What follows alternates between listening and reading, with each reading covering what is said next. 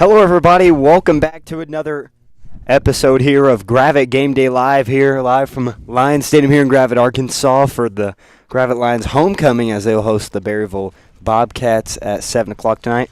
We're starting a bit early tonight here, a 5:30 start. As you can tell, it's empty back there, no music in the background. I don't think there are any fans here yet. But so the homecoming festivities for Gravette will start at 6:30. We'll be streaming that. But the show, as I said, will start at 5:30. As always, I'm Brody Bohannon. I'm Holden Betts. Kyler McLaughlin. And we are so excited to have you guys tuning in for this show. So we're going to check the scoreboard from 2 weeks ago because last week we could not stream or do the show due to the lack of space in Huntsville's press box. So 2 weeks ago, Elkins played Huntsville, and the Elks won that one, an easy 63-0 win. Yeah, Ozark won big over Greenland, 41-6.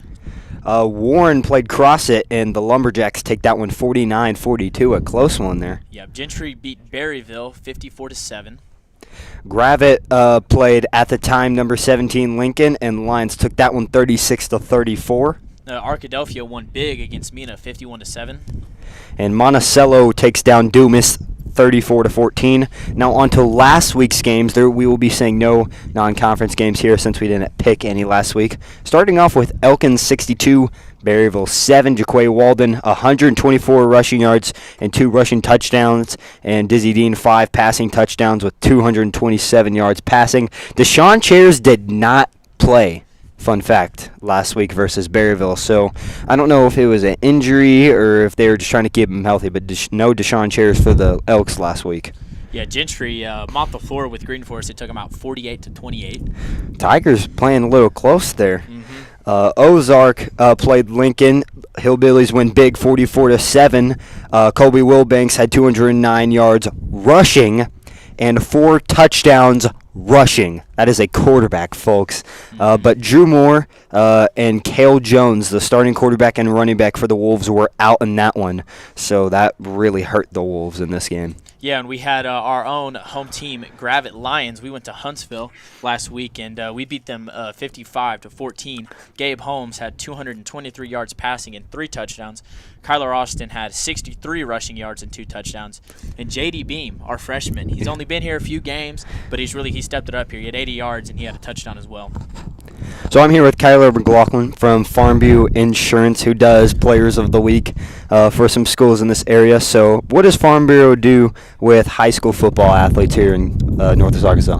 Well, Brody, Farm Bureau, we're a homegrown organization, so we're based out of Little Rock, and so we like to be out in the community. We like to be at as many schools as we can. Like I said, we do, or like you said, we do the Player of the Week for every school in the county. So we have 8 football programs in the county. We do that every week. You guys have seen me around grilling burgers at ball games. And yeah.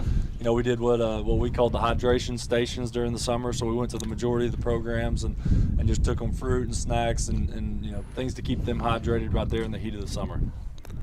Gravette has not lost to Berryville in football since 2018. What do they need to do to keep that streak alive tonight?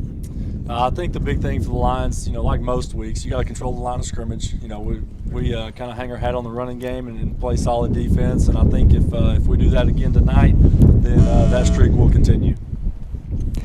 With Cam Bedwell out and Gabe Holmes in at quarterback for the rest of the year, what do the Lions need to do to succeed tonight? First off, unfortunate for Cam. He as a sophomore stepped in, played quarterback, played pretty well. I hate it for him. But then, when you throw Gabe in at quarterback, that kind of gives your offense a different dynamic because now you have a kid taking the snap that can really run the ball. That kind of favors Gravette. It kind of takes a dimension away from him, but at the same time, Gabe does a good job in the running game, and it gives you 2 backs in the backfield with him and Kyler Austin that can do some different things. And Gravette has not won a playoff game since 2016 when they took down Pocahontas. What do they have? Do they have what it takes to win a playoff game this year? Absolutely. I think that, to answer your question, yes. One big thing, solid defense. They do that week in and week out. I've watched them every game this year, and you got to win the kicking game. If you win the kicking game, especially when you get in the playoffs, you give yourself a chance to win. And they're fundamentally sound enough to beat anybody they play in the first round. And now on to our trivia questions, where we will have 3 trivia questions to answer. Last week was some pretty tough ones. with some schools, but now we've switched to the 4A1 conference here. So our first question is, what is Gravette's overtime record? What do you got, Holden? What's your guess? Ooh, I'm going to be honest. I really have no clue here. I really don't. I'd like to say it's got to be, I want to say it's at 500 or maybe like just over. Mm-hmm. I know we haven't made the playoffs a lot, but when we have, even though like past is 2016, you said. Yeah. But I think that it's got to be over 500, I'd like to say. What do you got? What's your guess? For the overtime record? Yep. What'd you say? I said over 500. Just over 500. Over 500. I'm going to take a shot in the dark, and I'm going to say 4 and 5. 4 and 5? In overtime games. All right. I promise you guys I am not cheating, but I actually know the answer to this question because I was at the game. They are 0 and 1 in overtime games. I remember back, it was 2019. It was Si's senior year. We went down to Little Rock Mills, University Studies down there in Little Rock, and they beat us 58-50 in overtime. It was a shootout. There were a lot of points scored in that game. For our next question is, when was the last time Berryville made the playoffs? Now, this may be a tough one. I'm going to be honest. Berryville has not had some very many good teams in the past. So if I'm going to be honest, I'm going to go, it's got to be 90s. Maybe 90s. Early 90s. I'm going to take a shot and say 2005. 2005. Berryville always has hard-nosed kids. They're always really tough. But obviously they have not won a lot of games recently. But I bet there has been sometime, maybe the late 2000s, where they may have snuck into the playoffs. I'm going to go somewhere around 2007 would be my guess. What's the answer? 2006. I was 1 year off. Dang. 2006 was Berryville's last playoff appearance. All right, and now for our last question, how many playoff appearances does the Elks have? Elkins has, I want to say it's quite a bit. They've had some pretty good teams, especially the past few years. They've thrown together some really good teams. So I'm going to say, I'm going to say 11. 11? Mm-hmm. I'm going to say over 20. Over 20.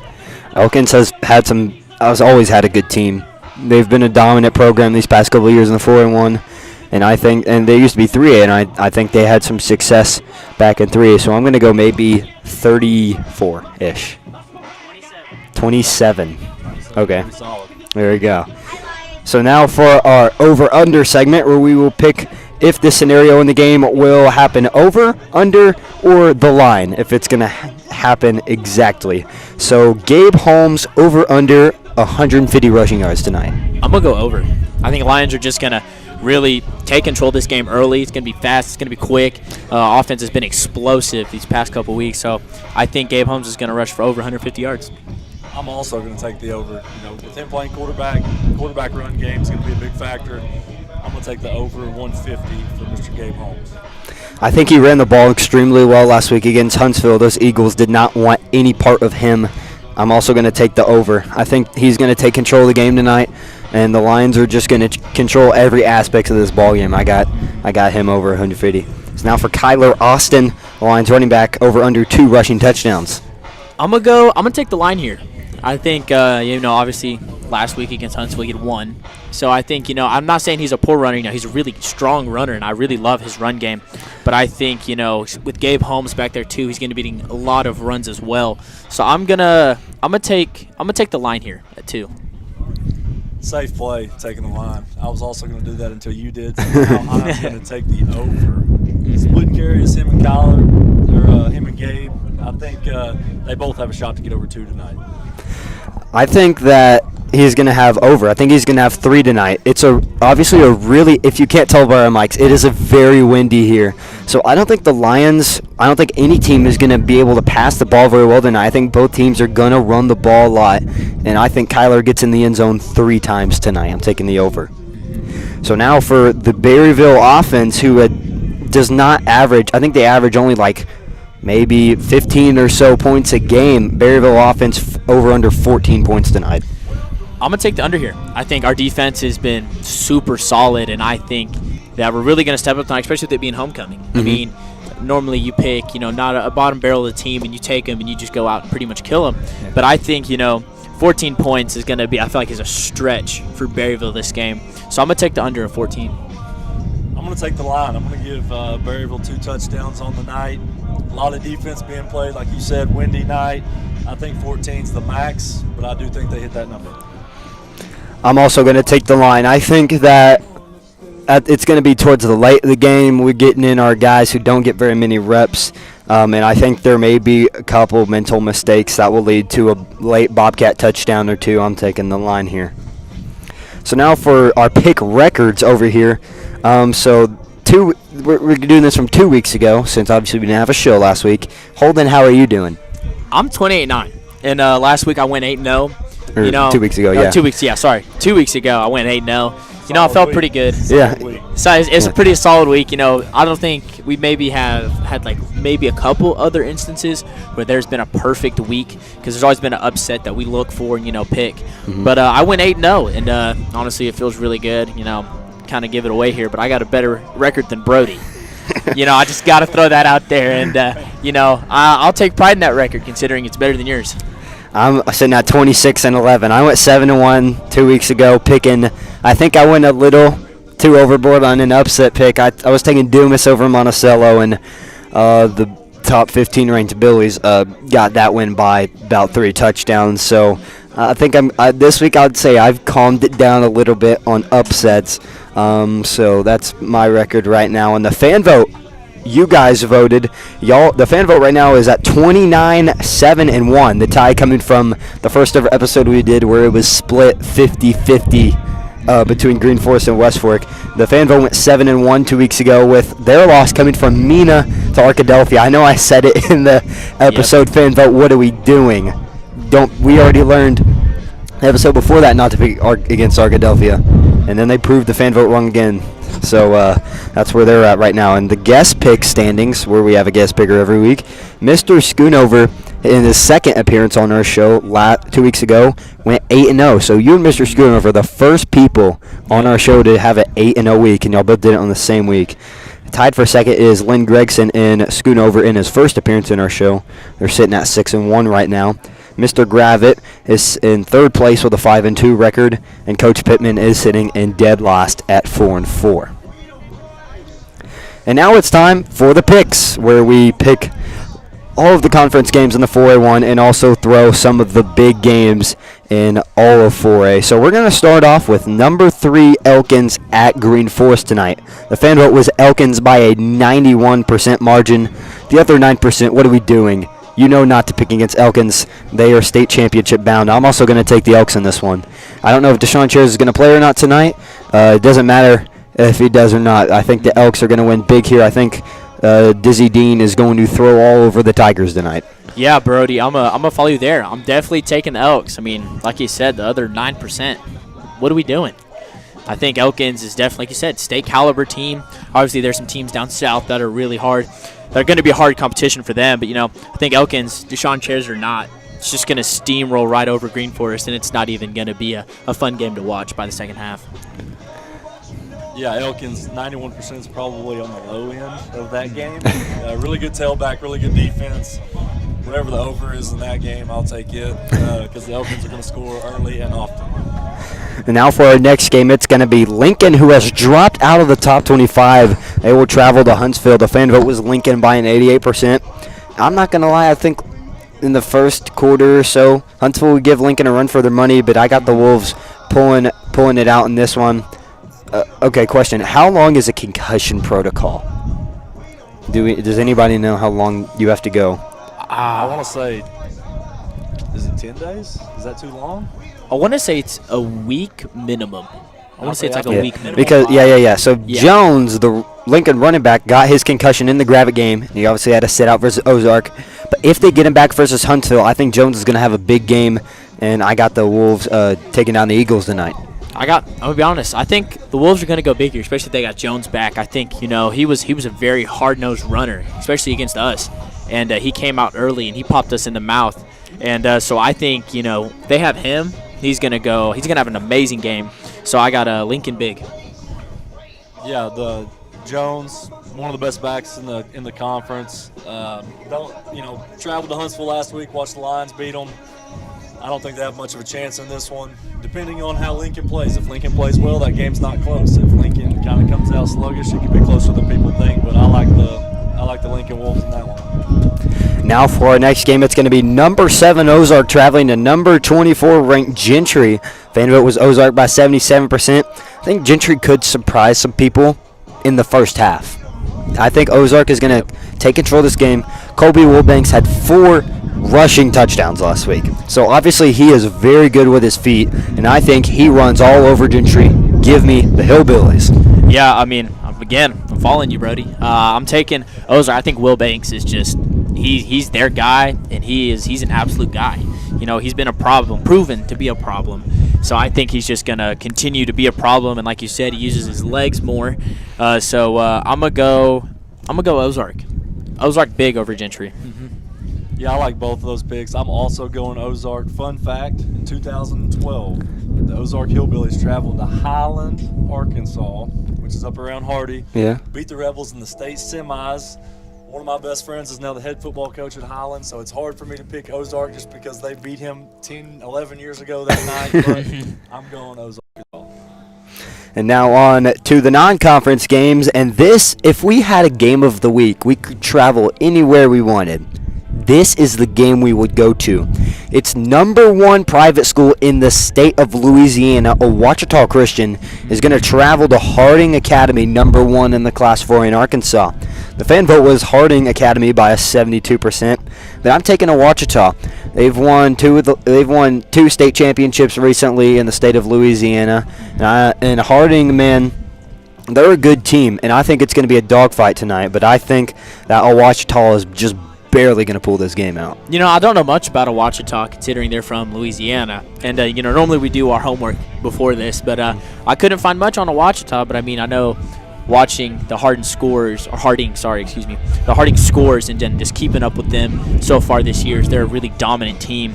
So I think, knowing Harding, I'm going to go Harding on this one. I'm not going to follow you here. I'm going to stray away, and I'm going to go Harding.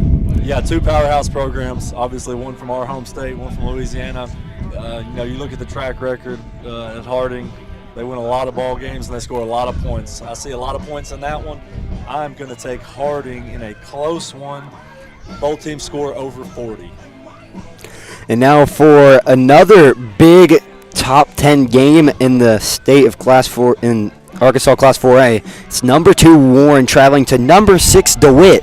DeWitt has been the surprise of the class this year. They actually played Gravette last year in the playoffs and beat them 35-14. The fan vote was DeWitt by 53%. The Dragons barely pulling out the fan vote in that one, but I can't agree with y'all here. I got Warren in this one. There's probably a Traylon Burks Jr. somewhere down there in Warren waiting to be released, and I got the Lumberjacks. They got some dogs down there. I think it's going to be a really close game, but I got the Warren Lumberjacks pulling this one out. Yeah, I don't think it's going to be a blowout game, but I don't necessarily think it's going to be a super close game. But, I'm going to go Lumberjacks. I think, I know it's a top 10, game we have here, but like the other, 53% pick DeWitt. Like, I don't be honest, I don't know what you guys are doing. Like, we watched Warren, and we even saw them even in close games, but they come out and they score a lot of points and they get it done. So give me Warren. Yeah, the Lumberjacks. That's who I'm going with. That'll be a big game, be a really close game. Warren, they've produced football players for a long, long time, and they're not going to stop for a long, long time. So I like the Lumberjacks in that one. Close game, closer than people think, but give me the Jacks. And now it's number 11 Crossit versus number 17 McGee. Fan vote was Crossit by 51%. Only 1% gave Crossit the fan vote here, and I'm also going to take the Eagles, except barely. We saw them compete with Warren last week. They only lost by a touchdown, but McGee can also compete with good teams too. So it's going to be a really close game here. I got Crossit barely pulling it out. Fun fact, we almost had an Instagram post on this, but their running back had 3 touchdowns, but he only had 40 rushing yards last week. So That's a fun fact. Yeah, so 41 I got him. wow. I got him running for some even more touchdowns tonight. Yeah, I think I agree with you, buddy. I'm following you here. I'm gonna go CrossFit. I think it's gonna be a really good game, a really close game, but I think CrossFit is gonna come pull this one out. McGee's at home, right? Yeah, McGee's home team. Over there to Owl Country. No. Nope. They really good football team. Same story this year. They've got another really good team. Historically, they've been really good. I'm going to take the Owls at home, and I don't think it's going to be as close as people think. I'm going to say give me McGee by 2 touchdowns. Oh wow, that's a really good pick. Yeah. It's hard to argue with. That game could go either way. Now number 18 Clinton taking on number 8 Central Arkansas Christian, also known as CAC. Fan vote was CAC by a 78%. I don't know much about either team, but I know CAC has a history of winning, and that's going to relate here in this game. I don't think Clinton's going to be able to keep up with CAC. I've seen they've been able to score a lot of points. So give me the Mustangs. Is that what they are? CAC the Mustangs. They are the Mustangs. Yeah, give me the Mustangs in this one. Yeah, Brody. We're back on track. I'm following you again. I'm going to go CAC. Same with me. I don't really know much about either of these teams. But like you said, CAC they win games. Mm-hmm. And that's big. I mean, a W's W. Regardless of the score, the W's W. So I'm going to take CAC here. I'm also going to take the Mustangs from Central Arkansas. Clinton historically have had a really good program. They used to be hard-nosed, getting the too tight double wing, run it downhill right at you. I think in the recent years they've kind of got away from it, but I like CAC at home over Clinton. And now for the game that's going to go on behind us at 7 o'clock tonight, which will be in about an hour. So it's Berryville taking on number 23 ranked Gravette. The fan vote was Gravette by a 94%. Shocks me that 3% more people, that Gravette is a more percentile favorite than they are in their game than Elkins. Yeah, no, I think that's kind of crazy. That's kind of crazy. But fan vote Gravette 94%, no surprise there. And I'm also going to take Gravette. I think the Lions, as we said, they're going to run the ball right down Berryville's throat tonight. I think Gabe Holmes and Kyler Austin both have big games, over 150 rushing yards for both of them. So give me the Lions big in this one. Who you got, Kyler? I'm also going to go with the Lions. They're going to play really good defense, force multiple turnovers. I'm going to go ahead and predict that there will be a special teams touchdown tonight by Gravette. Let's go. I don't think it's very close, to be honest with you. I like the Lions big tonight here at homecoming. Holden, who we got on homecoming? We got Lions by 90. Lions by 90. Lions by 90. I mean, Gravette versus Berryville. Come on, Lion. Come on. And it's homecoming. I think he ran away. I think Gravette's going to win big. I think Kyler Austin, Gabe Holmes are just going to kill it. Obviously with how windy it is, it's not going to be a lot of passing game going on tonight, but I think Gabe Holmes and Kyler Austin are just going to kill it for us. Well, that should do it for this episode of Gravette Game Day Live. We thank you for watching this episode. It means so much to us. So the homecoming festivities should come up at about 6:30 tonight. We will be streaming that, so make sure to tune into that. And kickoff will be at 7 o'clock tonight. And next week, we will be in Green Forest for the Lions versus the Tigers. And we will see you next week. Goodbye, everybody.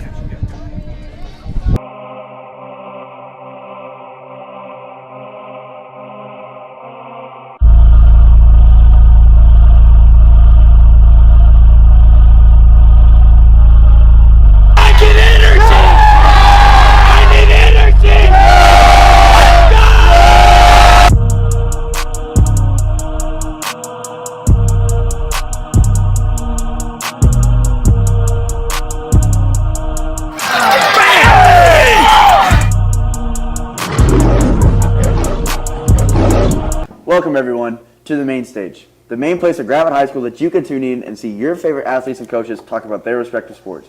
This week, it's homecoming week! Woo! This week, the Gravette Lions football team takes on Berryville here at home for their homecoming game. This comes off of 2 major wins at 2 opposing teams' homecomings, talking about Lincoln and Huntsville. Most notably Huntsville, because we beat them so bad that our kicker, Liam McGuire, got to play cornerback.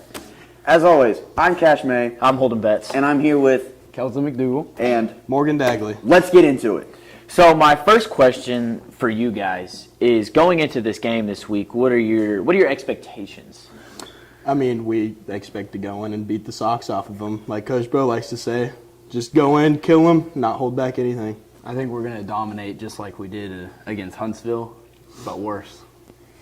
And, talking about Huntsville, and we're going to throw in Lincoln there too, how are the wins against Lincoln and Huntsville momentum shifters, and do they boost confidence for the Berryville game? Well, so Huntsville was definitely a momentum shifter because, we beat them so bad that our kicker got to go in at quarterback. And, yeah, it was pretty nice. It's a definite momentum shifter. It's nice. I think the game against Lincoln was like we started off not so good, but then we really came out and dominated the second half. And then against Huntsville, it was just the whole game we were just destroying. And our offense was at work and our defense was back and forth, and we just destroyed them. Yeah, so what does homecoming mean to you guys? Both from the student-athlete perspective of playing football and just that student part being in the schools every day. So as a football player, to me, it means just going out and, you pick the worst team that you can and you just go out and you have fun and you beat the crap out of somebody. Go out the next night, have some fun at a party. I think you just, like he said, just pick the worst team and just play your best football. And you got your family and a bunch of more people show up because it's homecoming. And it's just the big week. And then obviously the dance after on Saturday.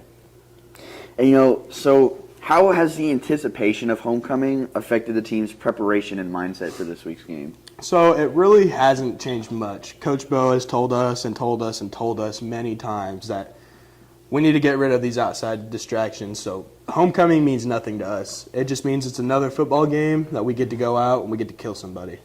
I think Coach Buzz also said, like he was talking about, just because we're playing Berryville doesn't mean we're going to not take a week off or anything. We're really preparing for the weeks ahead as well. And just because it's homecoming doesn't mean we're going to focus on just homecoming. But we do want to show out. Mm-hmm. So this is, written down as a question, but I like it more of as a statement. But we're going to beat Berryville, right? Oh, absolutely. It's just, like I said, we've been working our butts off for this season. And, we're going to go out there. We're going to play as hard as we can. Hopefully beat them by about 70 this time. Yeah, I think we'll destroy them worse than we did Huntsville, and it's our homecoming. Mm-hmm. This hasn't been put into the script, but last year we had an incident that I hope I can say again. Berryville Bobcats. What happened? How do you lose to Gravette Lions? That's been everything, ladies and gentlemen. As always, I'm Cash May. I'm Holden Betts. Thanks for tuning in. Come back to this channel later this week, Friday night, to see the homecoming football game against the Berryville Bobcats. That's been everything. See you next week.